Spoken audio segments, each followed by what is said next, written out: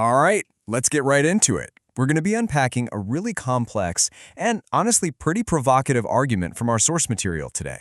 And it's this idea that for a certain kind of ruling elite, democracy isn't this noble goal to strive for. No, it's more like a poison, a suicide pill they have to avoid at all costs. And that really brings us to the central question here. Why? Why on earth would a ruling elite see democracy not as a goal, but as a suicide pill? Well, this is exactly what our source material tries to answer. It frames democracy as this, existential poison for a very specific kind of power structure, a path that would literally lead to its own destruction. So how does the source actually build this case? Okay, so we're going to break this all down into 6 key parts, just following the logic that's laid out in the text. We'll start with the core thesis and work our way all the way through to the pretty powerful conclusion. All right, first up, the suicide pill thesis itself. So, what exactly is the core claim being made here?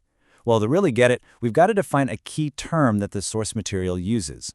So the source uses this very specific phrase, Abyssinian settler colonial empire. Now, what does that mean? It's basically a framework for describing a political entity where you have this expansionist, dominant core group that maintains an imperial-style control over a bunch of different diverse nationalities on the periphery. And that brings us to the central thesis.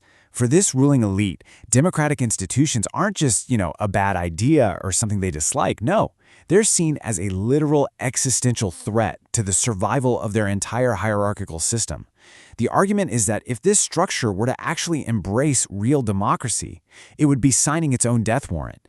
So that leads to the next logical question, right? How exactly is this system of domination structured? What is the foundation of its power that makes democracy so dangerous to it? Let's look at the logic. According to the source, the whole thing really rests on 2 main pillars, 2 mechanisms of control. First, you have core dominance. This is the idea that the core identity is the only legitimate political authority. And second, you have peripheral subjugation, which is the systematic, political erasure and the extraction of resources from all these annexed nations. So you can see how this creates what the source calls a zero-sum game. If your entire system is built on one group being on top and the others being subjugated, then political equality for everybody, well, that means the end of control for the elite. It's not a reform, it's a complete dismantling of the power structure.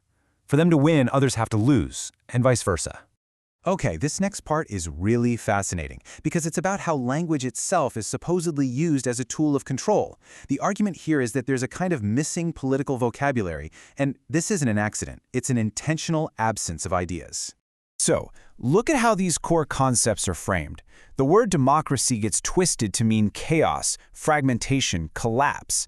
Meanwhile, stability, which sounds great, right, is defined as hierarchy, obedience, and centralized control. The source is arguing that the very words you use to talk about politics are being manipulated to favor one outcome.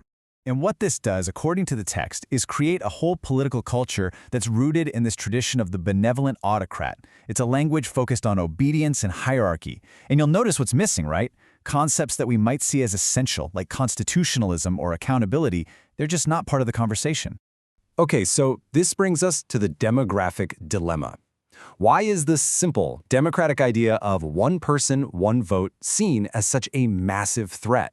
Well, according to the source, it all comes down to simple, cold, hard math. There's a really powerful line in the text that says, "The will of the people is structurally interpreted as the end of their rule." Think about that. If the ruling group is a numerical minority, then a genuine popular vote, the actual will of the people, doesn't just mean sharing power, it means losing it. The numbers just aren't on their side. And so, from that perspective, any talk of decentralization or devolution of power isn't seen as a healthy reform. It's seen as balkanization, as the first step toward the state completely collapsing. It's like pulling on one loose thread that they believe will unravel the entire fabric of their empire. So you might be thinking, okay, but what about elections? We see them happen, right? Well, the source has an answer for that, arguing that what we often see is just an illusion of democracy. It's all form with no real substance. The term the source uses for this is performative democracy, and it's exactly what it sounds like. It's a performance.